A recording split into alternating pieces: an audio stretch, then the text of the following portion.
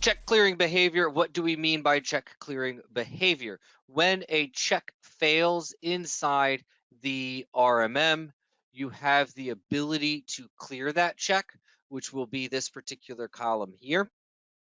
You can select a check to clear. Once you select it to clear, you'll be asked to save those preferences. And once I get this check to run, aha, we'll see this. So we have the save and refresh feature. If we click save or save and refresh, we see the same options. It's just save and refresh. We'll refresh our dashboard. Yay. So what we can do is we can keep the check cleared until the next time it passes. Good for some performance monitoring checks, good for something like, say, a failed backup check, right? We can get alerted or notified or somehow report on the fact that we have this failing check, go in, clear it till the next time it passes. And when backups run the next day, we hope it clears, okay? We can keep it cleared until the next time it runs, right? And we have a date range to clear to. Once we go ahead and click clear, what we will see is our little yellow checkbox, and that tells us that this check has been cleared for some reason. Of course, when we do clear a check, we will want to go into the notes section to add a note, which can be done, or see if there's any notes we need to add, which can be done by right-clicking on the device itself.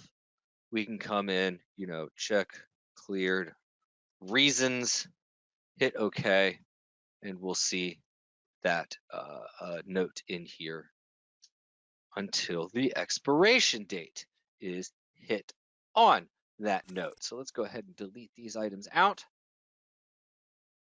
to keep my dashboard clean. And what we'll see for the notes section, just as a quick aside, is settings. I believe it's under general settings. Yep, notes. We can prompt for notes when clearing failed checks. We have our auto creation and check clearing behaviors here for some defaults as well.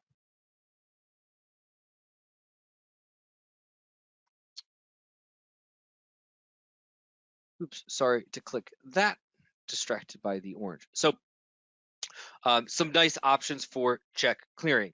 Now, check clearing in my mind is for individual issues that we need to be dealing with, right? So very simple, very small issues. A check or two has failed on a device. But if we have a device that's, say just wholesale dying, right? Everything on it's going haywire. We're going to replace this device quite shortly. We just don't want to hear about it anymore.